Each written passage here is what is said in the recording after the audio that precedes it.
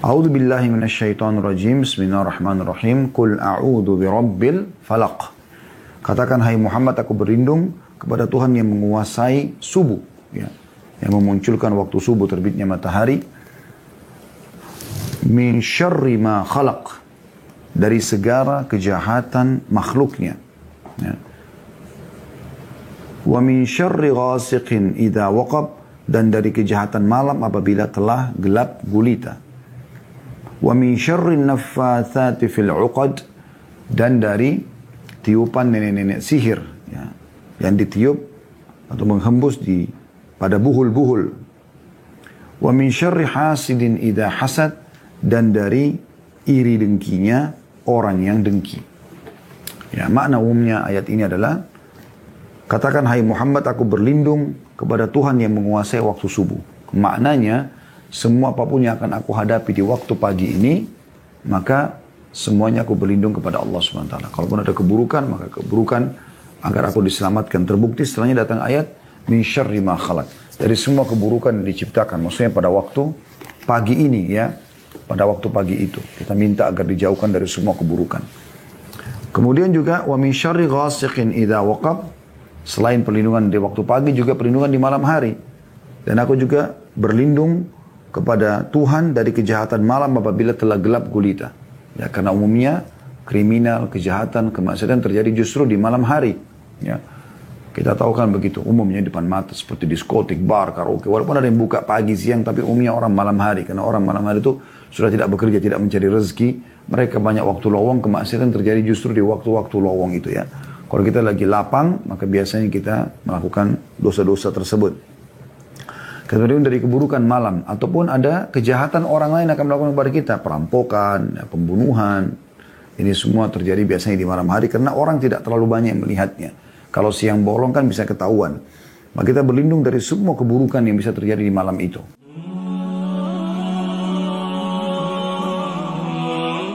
Dan pada sore ini insya Allah, semoga Allah berkahi, kita akan melanjutkan 3 surah pendek yang dianjurkan dibaca selepas sholat. Ya, dan ada hadis yang menyebutkan anjurannya agar dibaca selepas subuh dan maghrib 3 kali, dan kalau sholat rubaiyah atau sholat 4 rakaat, ya, duhur, asar dan isya, dibacanya sekali-sekali, yaitu membaca Al-Ikhlas, kemudian membaca Al-Falaq, dan membaca An-Nas. Tentu kita sudah tahu semua 3 surah mulia ini. A'udzu billahi minasyaitonir rajim. Bismillahirrahmanirrahim. Qul huwallahu ahad, Allahus samad, lam yalid wa lam yulad wa lam yakul lahu kufuwan ahad. Katakanlah, hai Muhammad, dan syiarkan, sampaikan kepada seluruh umat manusia, bahkan jin juga, bahwasanya dialah Allah yang Maha Esa. Jadi tunggal, gak ada yang bersama dengan Allah Subhanahu wa taala, tidak punya suami, tidak punya istri, tidak punya pasangan. Intinya tidak punya pasangan. Allah Subhanahu wa taala sempurna sebagai pencipta dan tidak seperti kita makhluknya. Dan Allah Subhanahu wa taala juga, ya, tidak ada yang mengawalinya dan tidak akan pernah ada akhirnya. Allah Subhanahu wa taala Maha mendengar dan tidak sama dengan pendengaran makhluknya, dan Maha mengetahui, Maha melihat, dan seterusnya. Dan Allah Esa dalam semua itu. Kemudian Allahus Samad, Allah Tuhan yang segala sesuatunya bergantung padanya, ya, atau segala sesuatu bergantung padanya, semuanya, mau nggak mau. Bahkan kalau ada orang membangkang pun seperti orang ateis yang membangkang tidak ada Tuhan, ya, di alam semesta ini semua terjadi begitu saja. Itu pun teman-teman sekalian, tetap saja dia harus tunduk dengan Allah Subhanahu wa taala, kepada Allah Subhanahu wa taala, dengan pergantian siang malam, turunnya hujan, dia nggak bisa bendung itu. Termasuk, ya, meninggalnya dia. Termasuk kalau dia ditimpa penyakit dan rasa lapar, rasa haus, yang dia rasa ngantuk. Semua ini sistem yang Allah buat, mau nggak mau dia harus tunduk, dan dia seharusnya dengan akal sehatnya mengakui ada Tuhan Allah Subhanahu wa taala. Kemudian lam yalid wa lam yulad, dia tidak berat dan tidak diperanakkan. Kalau Allah punya orang tua, maka siapa orang tuanya dan siapa kakek nenek dan terus ke atas. Dan kalau dia punya keturunan, maka siapa anaknya dan siapa cucunya, cicit dan seterusnya. Maka Allah memangkas, Allah berbeda. Allah esa, tunggal dan tidak ada yang sama dengan Allah Subhanahu wa taala. Kemudian walam yakul lahu kufuwan ahad, dan Allah juga tidak membutuhkan atau tidak ada yang setara dengannya. Tidak ada yang setara dengannya, ya, dengan Allah Subhanahu wa taala.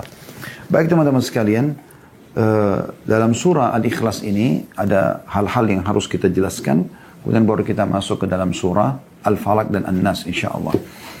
Dalam surah Al-Ikhlas ini kita bisa lihat tafsir dulu ya, bagaimana ulama tafsir menyebutkan tentang surah ini. Dan yang menarik adalah kita melihat tafsir Jalalain yang ditulis oleh Ibnu Abbas radhiyallahu anhu, sahabat Nabi yang mulia, memang langsung berinteraksi dengan Nabi sallallahu alaihi wasallam ya. Dikatakan bahwasanya surah ini Al-Ikhlas keempat ayat ini semuanya surah Makkiyah atau yang turun di Mekah. Karena kan Al-Quran ada fase Mekah dikenal dengan Makkiyah dan ada fase Madinah dikenal dengan Madaniyah ya, Madaniyah. Baik, ini adalah surah yang turun di Mekah ya. Dikatakan oleh Imam Jalaluddin Al-Mahalli dalam tafsir Jalalain ini bahwasanya su'ilan Nabi sallallahu alaihi wasallam ar-rabbih fanazala qul huwallahu ahad fallahu khairun huwa wa ahad badal minhu au khabar thani. Artinya Nabi SAW pernah ditanya tentang Tuhannya, lantas turunlah firman Allah SWT, katakanlah dia adalah Tuhan yang Maha Esa. Lafzul jalalah atau Allah adalah khabar dari lafaz huwa. Maksudnya berita yang diberitakan setelah huwa. Qul huwa. Lalu Allah ya. Katakanlah dia ya, itu ya, yang datang setelahnya harus ada kabar, ada informasi. Dikatakanlah Allah. Qul huwallah ya. Sedangkan lafaz ahad, qul huwallahu ahad, adalah badal dari lafaz jalalah atau Allah ya. Maksudnya dia bersambung dengan Allah itu sendiri ya. Atau bisa juga dia menjadi khabar kedua dari lafaz huwa. Kan tadi qul huwa, katakanlah dia. Dianya apa ini? Harus ada khabar, harus ada informasi. Lalu datang setelahnya ahad. Qul huwa Allah, qul huwa Allah. Khabarnya adalah Allah di sini ya. Jadi dimulai dengan huwa, kemudian datang khabar setelahnya Allah. Lalu bisa saja ini khabar yang kedua adalah ahadnya. Juga sama, masih berita daripada huwa. Khabar yang kedua adalah esanya. Ini dua-duanya bisa masuk dalam makna. Kemudian Allahus Samad, mubtada wa khabar. Awil maksud hiya al-hawaiju ala dawam. Allah adalah mubtada, bermula kosakata di situ. Kemudian as-samad adalah khabarnya. Allah adalah Tuhan yang bergantung kepadanya segala sesuatu. Kalimat tersebut dalam tafsirnya dikatakan berarti Allah adalah Tuhan yang bergantung kepadanya segala sesuatu secara selama-lamanya atau seterusnya ya. Kemudian lam yalid artinya lintifa majanisatihi atau mujanisatihi. Walam yulad lintifa'ul hudubu anhu. Tidak beranak karena tidak ada yang menyamai Allah serta sejenis dengan Allah, dan tidak pula diperanakkan karena mustahil hal ini terjadi baginya. Ini makna tafsirnya. Walam yakul lahu kufuwan ahad ay mukafian wa mumalian wa mumathilan, mukafian wa mumathilan, ay tidak ada seseorang yang atau tidak akan ada atau tidak bergantung pada sesuatu atau pada siapapun, karena memang tidak akan ada pernah yang bisa melakukan itu. Tidak akan pernah bisa ada yang memenuhi Allah Subhanahu wa ta'ala. Ya. Ini kurang lebih secara umum makna daripada 4 ayat Al-Ikhlas ini.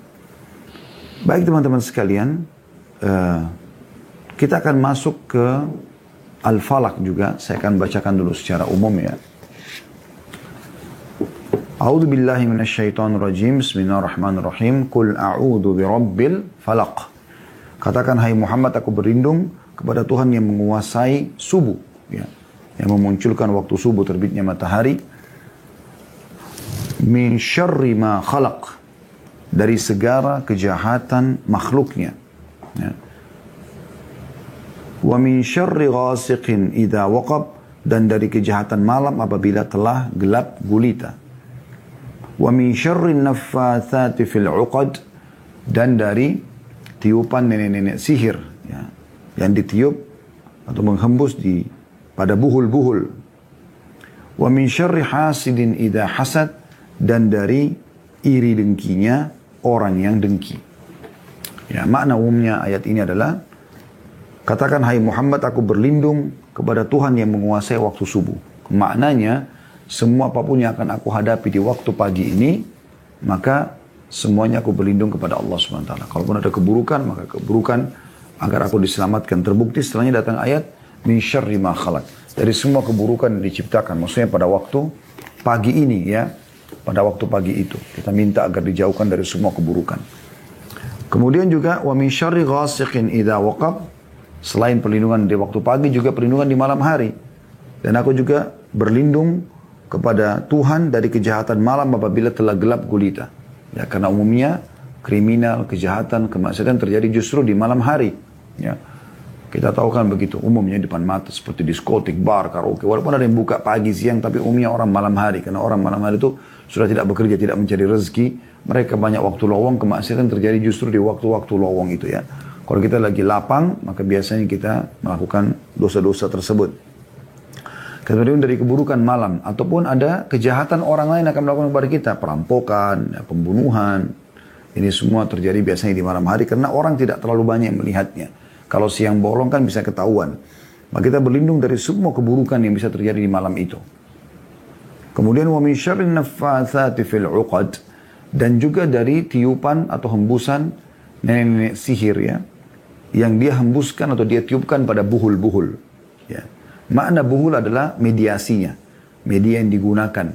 Biasanya foto, pakaian dalam, dan seterusnya yang digunakan oleh para penyihir-penyihir ini untuk menyerang target. Dan memang mereka biasa melakukannya di malam hari. Justru di malam hari, serangan-serangan tersebut mereka lakukan. Ya. Nah, di sini kita minta akan diselamatkan dari hembusan-hembusan. Karena kapan dia sudah menghembus buhul tersebut, atau dia sudah membuat ikatan-ikatan, biasanya pengaruh sihirnya ada saja. Dan ini bukan mustahil. Karena ini terjadi pada baginda Nabi sallallahu alaihi wa ala alihi wa sahbihi wasallam. Beliau pernah disihir oleh Lubab bin A'sam, salah satu orang Yahudi yang menyihir Nabi sallallahu alaihi wasallam, ya. Sampai akhirnya beliau lupa giliran istri yang mana yang beliau harus datangin selama sebulan. Kecuali beliau diingatkan oleh salah satu istrinya, gitu, ya.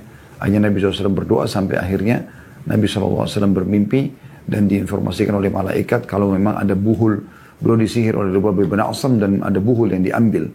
Yaitu potongan rambut Nabi SAW yang ada pada sisir beliau. Kemudian diikat di batang pohon kurma lalu ditaruh di dalam sumur suku Za'far atau sukunya Lubab bin A'sam ini. Lubab ibn A'sam. Dan ini teman-teman sekalian adalah perbuatan syirik kepada Allah SWT. Perbuatan yang sangat dimurkahi, ya. Dan kita harus berlindung karena penyihir ini semuanya buruk. Tidak ada penyihir yang baik. Ya, makanya dalam Islam kita tahu bagaimana sabda Nabi SAW jelas sekali, ya, menghukum mereka. Kata Nabi SAW, haddus sahir darbatun bis-saif. Hukuman, ya, bagi para penyihir, tebas lehernya. Nggak ada yang lain gitu. Ya. Hanya dibunuh saja, dihukum mati. Karena memang mereka berbahaya sekali. Ya. Banyak orang tidak sadar. Dia pergi ke dukun, minta agar dimudahkan rezekinya. Padahal dukunnya sendiri orang miskin. Rumahnya sendiri juga kumuh. Gitu kan. Kalaupun dia rumahnya bagus, misal. Maka sebagus apa rumahnya? Kalau dia memang sudah kaya raya, dia tidak akan buka praktek itu. Gitu kan. Dia minta istri yang cantik atau suami yang gagah. Mungkin dukunnya itu istrinya jelek atau suaminya jelek. Gitu kan. Atau minta keturunan. Mungkin dukunnya tidak punya keturunan. Itu banyak terjadi. Tidak punya keturunan. Gitu kan. Dan banyak hal yang aneh yang diminta oleh orang kepada dukun-dukun ini sebenarnya mereka sendiri dukun itu tidak memilikinya, teman-teman sekalian. Tapi seperti itulah, ya. Intinya kita dalam surah ini kita minta perlindungan kepada Allah Subhanahu wa taala agar jangan sampai kita kena, ya, kejahatan mereka. Wa min syarri hasidin idza hasad, dan dari keburukan iri dengki. Dan ini sering terjadi, ya. partner bisnis, teman-teman di Japnas mungkin banyak teman-teman yang bisnis bersama atau pesaing bisnis. Itu kan kadang sering kali bisa memunculkan gesekan-gesekan hasad namanya. Iri ya. Nah, ini kita berlindung karena kejelekannya parah sekali. Orang kalau sudah hasad yang salah, yang buruk ya, dia iri, maka dia berharap menjatuhkan, mencelakakan. Ya, bahkan ada namanya penyakit ain dalam Islam, matanya bisa panas ya. Kalau dia melihat sesuatu yang dia tidak sedang itu dia hasad ya. Mobilnya bisa rusak, rumahnya orang bisa kebakaran, dan ini sudah pernah kita bahas khusus tema. Anda bisa kembali ke playlist YouTube, insya Allah akan temukan bahasan tentang ain. Bagaimana bahayanya penyakit ini ya. Itu karena hati biasa iri, sakit hati kenapa orang lain lebih gagal, lebih cantik, lebih sukses, lebih kaya, lebih pintar dan seterusnya. Akhirnya dia berharap kecelakaan terjadi pada orang yang sedang jadi target tersebut. Dan ini berbahaya sekali. Ya, makanya kalau Anda punya kelebihan jangan selalu dipamer.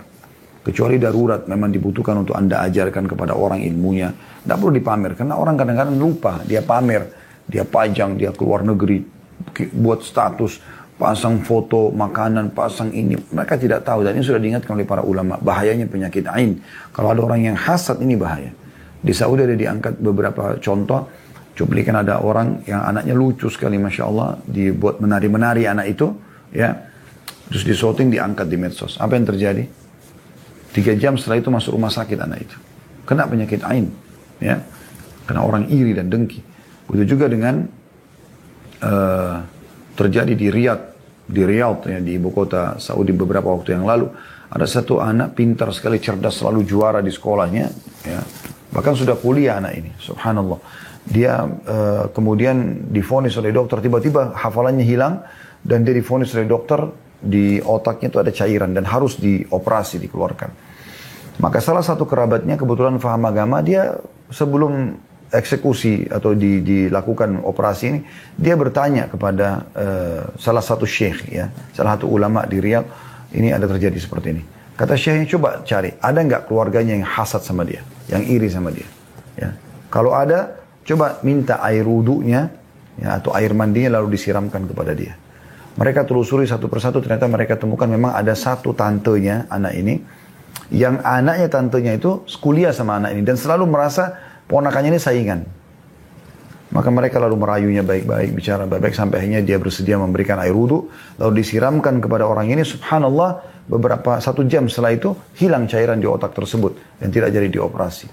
Jadi begitu luar biasa bahayanya penyakit ain atau karena disebabkan karena hasad ini ya. Dan itu sudah disebutkan oleh Nabi SAW, innal aini lal haq, mata panas itu benar terjadi ya, itu karena hasad dan iri. Dan juga kata Nabi SAW, hati-hati dengan ain, karena dia yang bisa membawa manusia ke dalam kuburan dan membuat unta masuk ke kuali. Dalam riwayat lain, hati-hati dengan ain, karena mayoritas umatku justru meninggal karena ain penyebabnya ya. Cuma sayang kita di Indonesia tidak terlalu memperhatikan tentang poin ini ya. Dan kiat-kiatnya supaya tidak kena, kita selalu zikir pagi petang, zikir keluar rumah. Kemudian kalau ada orang yang melihat misalnya memuji, kita selalu mengatakan Masya Allah ya, Tabarakallah ya, Masya Allah, la hawla wa la quwata illa billah, kita sebutkan itu. Maka itu insya Allah bisa menjadi tameng. Makanya di Saudi itu biasa di mobil ditulis kaligrafi Masya Allah, di rumah mereka pintu masuk tulis itu. Jadi mereka justru itu, dan mereka menjaga tidak selamanya harus dipamer dan diceritakan kepada orang ya. Disayangkan kalau di negara kita justru orang expose sengaja di medsos, update sekali status di WA, di medsosnya, semuanya kelebihan-kelebihan diekspos. Kadang-kadang kemesraan rumah tangga bahkan dipamer ya. Hamil positif dipamer, akhirnya keguguran dan banyak terjadi, tapi mereka tidak tahu kalau itu mungkin penyebab daripada ain ya. Harus hati-hati, dan ini Al-Falaq termasuk melindungi kita dari masalah itu semuanya. Kemudian An-Nas ya. A'udzubillahi minasyaitonirrajim. Bismillahirrahmanirrahim. Qul a'udzu birabbin nas, malikin nasi, ilahin nasi, min syarril waswasil khannas, alladzi yuwaswisu fi sudurin nas minal jinnati wan nas. Katakan, hai Muhammad, aku berlindung kepada Tuhan yang memelihara dan menguasai manusia ya. Raja manusia, sembahan manusia, dari kejahatan bisikan syaitan yang biasa bersembunyi, yang membisikkan kejahatan ke dalam dada manusia, dari golongan jin dan juga manusia. Teman-teman sekalian, ayat-ayatnya jelas sekali maknanya, artinya kita berlindung dari bisikan-bisikan syaitan yang biasa ditiupkan ke dalam hati kita. Jadi kalau ada bisikan mengajak kepada kemaksiatan berarti dari syaitan. Ada bisikan melakukan perbuatan baik berarti dari Allah Subhanahu wa taala. Maka kita harus hati-hati dalam masalah-masalah seperti ini. Nah, An-Nas akan melindungi kita dari masalah itu. An-Nas akan melindungi kita dari masalah itu. Baik, ini diantara hal yang dianjurkan dibaca setiap habis sholat. Jadi kalau kita hitung sebenarnya, kalau 5 waktu sholat, ada hadis yang menjelaskan dari saya bilang di awal pertemuan. Al-Ikhlas, Al-Falaq, An-Nas, kalau subuh dan maghrib dibaca 3 kali. Ya. Kemudian di sholat rubai atau sholat 4 rakaat duhur, asar, maghrib, duhur, asar dan isya ini dibaca sekali-sekali. Maka kalau kita hitung ini sebenarnya berarti kita membacanya dalam sehari 6 kali kalau habis sholat 5 waktu. Mengesahkan Allah, berlindung dari kejahatan sihir dan juga seluruh iri dengki, kemudian juga berlindung dari syaitan, dari semua bisikan-bisikannya yang juga kadang-kadang ditiupkan kepada manusia. Jadi galangan manusia juga ada syaitannya, ya, yaitu orang-orang yang memang selalu mengajak kepada jalan-jalan syaitan. Itu namanya dikenal dengan minal jinnati wan nas, dari golongan jin dan manusia gitu. Maka kita berlindung kepada Allah Subhanahu wa taala dengan membaca doa-doa ini, karena ini memang mengamankan kita dari masalah itu. Kemudian juga kita dianjurkan baca di zikir pagi petang, kita dianjurkan baca pada saat mau tidur, ya. Ini semua agar kita betul-betul selalu mengisahkan Allah Subhanahu wa taala dan juga dalam keadaan kita berlindung dari semua keburukan, dan ini yang paling banyak teman-teman sekalian yang menjadikan kita bermasalah. Ya. Kita banyak tidak tahu masalah itu bisikan syaitan, hasad orang lain dan juga sihir. Ini 3 poin yang difokuskan dalam surah-surah ini. Ya, atau 2 surah Al-Falaq sama An-Nas yang dikenal dengan Muawwidatain. Baik, kita masuk dulu teman-teman sekalian ke Qul huwallahu ahad. Al-Ikhlas. Al-Ikhlas ini cukup banyak hadisnya, ya. Yang pertama hadis Mu'adz bin Anas Al-Juhani radhiyallahu anhu. Beliau berkata bahwasanya Rasulullah SAW bersabda, "Man qara'a qul huwallahu ahad hatta yakhtimaha 10 marrat bunya lahu qasran fil jannah." Barang siapa yang membaca qul huwallahu ahad 10 kali, ya, merampungkan, membaca sampai tuntas, bismillahirrahmanirrahim, wallahu ahad, Allahus samad, lam yalid wa lam yulad wa lam yakul lahu kufuwan ahad, diulangi lagi sampai 10 kali, maka akan dibangunkan baginya istana di surga. Ya, jadi kalau Anda baca habis sholat, ya, sekali-sekali, misalnya tadi kalau sholat 4 rakaat, atau habis subuh Anda baca 3 kali, habis maghrib 3 kali, maka Anda sudah punya istana di surga. Karena kan kalau habis subuh saja 3 kali sudah langsung dapat, ini 3 kali. Tambah habis maghrib 3 kali juga, ya. Kemudian tambah setiap sholat 4 rakaat, satu kali berarti 9 kali, tinggal Anda tambah 1 kali, Anda akan mendapatkan istana di surga. Bisa juga Anda khususkan lagi, Anda baca juga Al-Ikhlas selain daripada zikir habis sholat, zikir mau tidur, Anda baca sendiri Qul huwallahu ahad 10 kali untuk mengejar keutamaan ini. Dan hadis ini hadis riwayat Imam Ahmad dan disahihkan oleh Syekh Albani. Kemudian juga dianjurkan membaca Al-Ikhlas ini di sholat sunnah Al-Fajr, ya. Kita tahu sunnah Nabi SAW dalam hadis Abu Hurairah radhiyallahu anhu bahwasanya Rasulullah SAW qara'a fi rak'ati al-fajr, bahwasanya Nabi SAW atau Rasulullah SAW membaca di 2 rakaat sunnatul fajr Qul ya ayyuhal kafirun dan Qul huwallahu ahad. Rakaat pertama Qul ya ayyuhal kafirun dan rakaat kedua Qul huwallahu ahad, ya. Hadis ini riwayat Muslim. Juga Ibnu Umar meriwayatkan dan beliau berkata, aku memperhatikan Nabi SAW selama sebulan. Beliau biasa membaca 2 rakaat sebelum subuh Qul ya ayyuhal kafirun dan Qul huwallahu ahad. Hadis riwayat Tirmidzi, ya. Kemudian juga Nabi SAW bersabda dalam hadis yang lain diriwayatkan Ibnu Khuzaimah dan disahihkan oleh Syekh Albani, kata Nabi SAW, nikmatus suratani, ya, nikmatus suratani yaqra' bihima fi rak'atayn qabla al-fajr Qul huwallahu ahad dan Qul ya ayyuhal kafirun. Sebaik-baik surah yang dibaca 2 rakaat sebelum subuh adalah Qul huwallahu ahad dan Qul ya ayyuhal kafirun. Kemudian juga ada anjuran membaca di ba'diyah maghrib. Ya, di ba'diyah maghrib. Dalam hadis Abdullah bin Mas'ud radhiyallahu anhu, saya langsung terjemahkan saja ya. Aku tidak dapat menghitung karena sangat sering mendengar Rasulullah SAW membaca di 2 rakaat ba'diyah maghrib, Qul ya ayyuhal kafir, Qul Allahu ahad, dan Qul ya ayyuhal kafir, atau Qul ya ayyuhal kafirun dan Qul huwallahu ahad. Yang berarti anjuran selalu mengulang-ulanginya ya. Kemudian juga di sholat witir ya, disebutkan dalam sebuah riwayat bahwasanya Aisyah berkata radhiyallahu anha, Nabi SAW ya, membaca di rakaat pertama witir Sabbihisma rabbikal a'la, dan membaca di rakaat kedua Qul ya ayyuhal kafirun, dan baca di rakaat ketiga Qul huwallahu ahad. Begitu juga teman-teman sekalian disebutkan dalam riwayat Jabir bin Samurah radhiyallahu anhu bahwasanya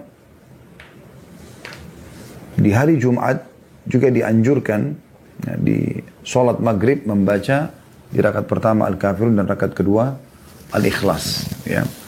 Sebagaimana disebutkan dan hadis ini disahihkan oleh Syekh Albani dalam riwayat, karena Nabi SAW yaqra fi salatil maghrib lailatul jum'ah, bahwasanya Nabi SAW membaca di salat maghrib di malam Jumat ya, di malam Jumat, Qul ya ayyuhal kafirun wa Qul huwallahu ahad ya. Kemudian juga dianjurkan membaca di belakang maqam Ibrahim sebagaimana disebutkan dalam hadis ya, yang disahihkan oleh Syekh Albani, bahwasanya disebutkan bahwa Nabi SAW menjadikan maqam Ibrahim di tengah-tengah di antara diri beliau dengan Ka'bah, lalu beliau melaksanakan sholat 2 rakaat, dan 2 rakaat tersebut ya, dengan membaca Qul huwallahu ahad dan Qul ya ayyuhal kafirun ya. Dalam riwayat lain Qul ya ayyuhal kafirun baru Qul huwallahu ahad ya. Jadi ini anjuran untuk membaca surah ini. Kemudian yang terakhir adalah membacanya juga di pagi dan petang ya. Maaf, ini tambahannya, di pagi dan petang itu dibagi seperti kita baca biasa. Di pagi hari kita baca 3, di sore hari kita baca 3, Al-Ikhlas 3 kali, Al-Falaq 3 kali, An-Nas 3 kali, dan itu kita sudah tahu di dalam zikir pagi petang ya. Kemudian juga dianjurkan membaca teman-teman sekalian sebelum tidur. Jadi tadi saya bilang yang terakhir itu keliru ya. Nah, kita luruskan kembali, sebelum tidur juga dianjurkan. Riwayat Bukhari bahwasanya Aisyah radhiyallahu anha mengatakan bahwasanya Nabi SAW kalau hendak tidur maka beliau membaca Qul huwallahu ahad, Qul huwallahu dan Qul huwallahu, selalu meniup telapak tangan beliau, kemudian beliau mengusap ke seluruh tubuhnya, ya. Jadi ini berarti ada anjuran untuk membacanya ya. Dan ketiga surah ini kalau kita gabungkan teman-teman sekalian, umumnya memang tidak terpisahkan ya. Di zikir pagi petang dibaca 3 kali Al-Ikhlas, 3 kali Al-Falaq, 3 kali An-Nas. Selepas sholat ya, seperti yang kita pelajari, setelah Al-Ikhlas baca Al-Falaq, baca An-Nas gitu kan. Pada saat mau tidur baca juga Al-Ikhlas, Al-Falaq, An-Nas gitu kan. Cuma dalam sholat tadi, kalau sholat tadi memang ada sudah kita sebutkan digabungkan antara Qul huwal kafirun dan Qul huwallahu ahad ya. Tapi di sini kalau 3 surah ini umumnya digabungkan ya. Dan memang Nabi SAW menjanjikan hal yang luar biasa kalau kita gabungkan ketiga surah ini dalam membacanya. Dalam sebuah hadis ya, yang diriwayatkan oleh Abu Dawud juga An-Nasai, dan hadis ini disahihkan oleh Syekh Albani, disebutkan bahwasanya Mu'adz bin Abdullah bin Khubayb dari bapaknya radhiyallahu anhu ajma'in, beliau mengatakan, kami pernah keluar di satu malam yang hujan deras. Saya langsung terjemahkan saja ya. Keluar mencari Rasulullah SAW untuk sholat bersama kami, dan kami temukan beliau. Tapi tidak disebutkan di mana, kemungkinan besar di luar rumah beliau SAW. Kemudian beliau tiba-tiba mengatakan kepada kami, bacalah. Maka aku pun, kata Abdullah, aku terdiam, aku tidak membaca ya. Karena tidak tahu harus baca apa. Abdullah bin Khubayb mengatakan. Lalu Nabi SAW ulangi kedua kali, bacalah. Aku juga terdiam. Ketiga kali, bacalah. Maka aku pun mengatakan, apa yang harus aku baca ya Rasulullah? Kata Nabi SAW, Qul huwallahu ahad, ya. Qul a'udhu birabbil falaq dan Qul a'udhu birabbin nas. Ketika sore dan ketika pagi sebanyak 3 kali. Maka ayat-ayat ini akan mencukupimu atau menjagamu dari segala keburukan. Jadi artinya dengan membaca 3 kali di pagi hari dan 3 kali di sore hari, ya. Ini juga termasuk, karena habis sholat kan juga kita baca ya. Maka akan diselamatkan dan dipenuhi segala kebutuhan. Jadi diberikan semua kebaikan-kebaikan dari rezeki, dan juga diselamatkan dari segala mara bahaya ya. Dan ini penting untuk digarisbawahi teman-teman sekalian ya, agar jangan sampai luput dari kita ya. Begitu juga kita sudah tahu tadi saya sampaikan hadis Bukhari, Aisyah mengatakan kalau Nabi SAW mau tidur beliau tidak bicara, lalu beliau mengucapkan atau membaca Al-Ikhlas 3 kali, Al-Falaq 3 kali, An-Nas 3 kali, beliau telapak tangan lalu mengusap seluruh tubuh yang beliau bisa jangkau ya. Sebagaimana disebutkan dalam hadis Bukhari ya. Dan ini juga digajikan oleh para ulama pegangan tentang masalah ruqyah syari'iyah ya. Jadi kalau Anda merasa sering mimpi buruk, sering merinding kalau dengar ayat atau mendengar azan, malas beribadah, Anda baca ketiga surah ini, tiup telapak tangan lalu usap ke tubuh Anda. Ya, kalau Anda merasa terganggu, nggak enak, merinding di sisi kanan, sisi kiri, sisi kanan ya, maka Anda bacain dan usapkan ke tubuh. Insya Allah ini akan sangat bermanfaat sebagaimana Nabi SAW praktikan pada saat mau tidur ya. Kemudian juga Nabi SAW menganjurkan sekali untuk diulangi habis sholat, sebagaimana tadi sudah kita bilang ya. Dan juga dianjurkan dibaca pada saat sholat-sholat yang sudah kita sebutkan tadi. Ya, ini menandakan memang surah ini sangat penting. Dan dalam riwayat sahih dikatakan bahwasanya Nabi SAW ya, beliau selalu berlindung, minta perlindungan kepada Allah SWT dari segala macam keburukan, sampai turunnya 2 surah Al-Ikhlas, Al-Falaq sama An-Nas. Setelah itu beliau hanya membaca 2 surah ini ya. Dan 2 surah ini teman-teman sekalian, ketiga surah ini sangat penting untuk dijaga ya, sangat penting dibaca dan masing-masing diberikan haknya. Maksudnya ada orang kadang-kadang habis subuh kan ada zikir pagi ya, kita baca juga Al-Ikhlas, Al-Falaq, An-Nas 3 kali kalau kita mau zikir pagi. Habis subuh juga dianjurkan baca Al-Ikhlas, Al-Falaq, An-Nas 3 kali. Jangan Anda mengatakan, oh tadi kan saya habis sholat saya sudah baca tuh, maka sekarang saya cukupkan dan saya hanya baca saja langsung zikir paginya. Enggak, itu berbeda masing-masing. Dan jangan kehilangan keutamaan, apalagi Al-Ikhlas. Yang kata Nabi SAW, apakah seseorang di antara kalian ya luput darinya sepertiga Al-Quran? Lalu beliau mengatakan, Qul huwallahu ahad, sepertiga Al-Quran. Dia pahalanya sama dengan membaca 10 juz Al-Quran. Walaupun dia tidak bisa menggantikan keutamaan baca Al-Qurannya sendiri ya. Tapi karena besarnya keutamaan Al-Ikhlas sampai seperti ini. Ya. Bagaimana kita witir tutup dengan Al-Ikhlas, kita bangun subuh juga dibuka dengan Al-Ikhlas. Ya. Dan banyak sekali orang yang dapat hidayah dari orang-orang non-muslim disuruh karena Al-Ikhlas ini. Ya. Saya punya seorang kawan di Surabaya pada saat itu, dia sempat berbicara dengan seorang pendeta atau pastor pada saat itu. Saya lupa dia Protestan atau Katolik, tapi intinya seorang pendeta lah intinya. Kemudian dia mengatakan, tapi ini karena dia awam, dia bukan seorang dai, cuman dia coba mau berdakwah dan akhirnya subhanallah masuk Islam orang itu di tangan dia ya. Dia cuma mengatakan, saya bingung dengan agama saya, ya, terutama dengan surah ini, dia bilang surah Al-Ikhlas. Coba Anda lihat ini, pendeta. Di Al-Quran disebutkan, lam yalid wa lam yulad. Tidak beranak dan tidak diperanakkan. Bagaimana kita fahami ini? Ya. Bagaimana Anda memahami dalam agama Anda? Maka awalnya si pendeta mengatakan, ya memang agama kamu nggak benar begini dan begitu. Gitu kan. Jadi jauh itu, beda. Tidak seperti itu pemahamannya. Terus dia bilang begini aja, bagaimana kalau Anda berikan kepada saya Injil Anda, saya pelajari, Anda juga ambilin, nanti kita ketemu minggu depan. Pendetanya setuju, dia kasih Al-Quran terjemahan dalam bahasa Indonesia. Dia pun ambil Injil, tapi dia bilang saya taruh di rumah, saya nggak membacanya. Karena saya tidak butuh membaca itu. Seminggu kemudian ketemu, lalu kemudian saya tanyakan, bagaimana pastor? Bagaimana pendeta tentang masalah itu? Saya masih bingung. Lalu kemudian dia katakan, tidak, sebenarnya agama kamu yang benar. Memang Allah itu harusnya begini. Tidak pernah dan tidak diperanakkan. Karena kalau dia punya orang tua, maka siapa orang tuanya dan siapa yang bisa semisal dengan Allah? Ya, berarti akan banyak zat-zat yang sempurna seperti Allah. Kalau dia punya keturunan, siapa anak dan cicitnya dan seterusnya? Ya, siapa yang bisa kita pegangi sekarang sebagai keturunan Tuhan? Itu tidak mungkin. Maka akhirnya orang itu masuk Islam gara-gara ini. Dan Anda kalau lihat kisah-kisah para mu'allaf, banyak sekali mereka tersentuh karena Al-Ikhlas ini. Gitu kan? Begitu juga dengan Al-Falaq sama An-Nas. Ini sederhana teman-teman. Anda kalau mau tahu, kalau Anda sering ketindian, kalau Anda sering merasa terganggu dengan misalnya mimpi buruk ya, atau Anda khawatir ya, sering terjadi pertengkaran atau permintaan cerai tanpa sebab antara Anda suami istri, Ini semua bisa aja pengaruh dari penyakit ain atau penyakit sihir tadi. Maka salah satu cara yang terbaik untuk mendeteksi diri, coba baca ini. Al-Ikhlas tapi ditambah dengan Al-Falaq sama An-Nas 3 kali. Al-Falaq ini betul-betul sangat kuat untuk menghancurkan sihir-sihir, gitu kan. Dan jangan Anda anggap remeh. Sementara An-Nas sangat kuat untuk menghapuskan was-was atau bisikan-bisikan negatif dalam hati. Coba Anda baca 3 kali, Anda tiupkan ke telapak tangan, lalu Anda mulai usap dari kepala sampai ke seluruh tubuh. Ya, tadi sunnah Nabi SAW sebelum tidur, bisa juga Anda lakukan selain itu. Ya, di waktu selain daripada mau tidur.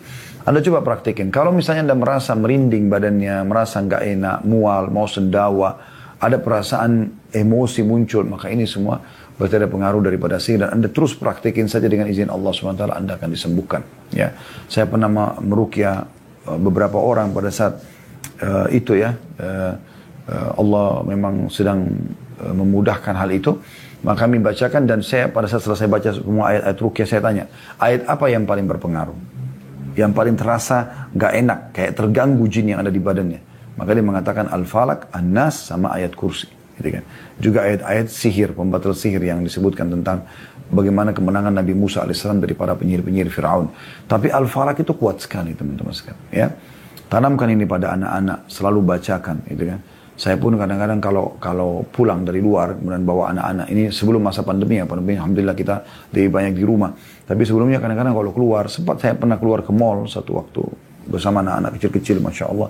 Allah berikan mereka kelebihan, paras wajah, warna kulit. Pulang gelisah anak-anak. Saya sempat mengatakan, ada apa ini? Kenapa kok seperti ini? Saya cuma bacakan Al-Ikhlas, Al-Falaq, An-Nas. Saya tambahkan ayat kursi teman-teman. Lalu saya usap tiupkan tubuh mereka, lalu saya usapkan.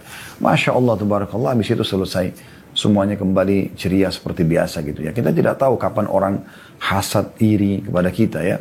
Oleh karena itu, jangan dianggap remeh surah-surah seperti ini. Ini penting sekali untuk selalu dijaga ya.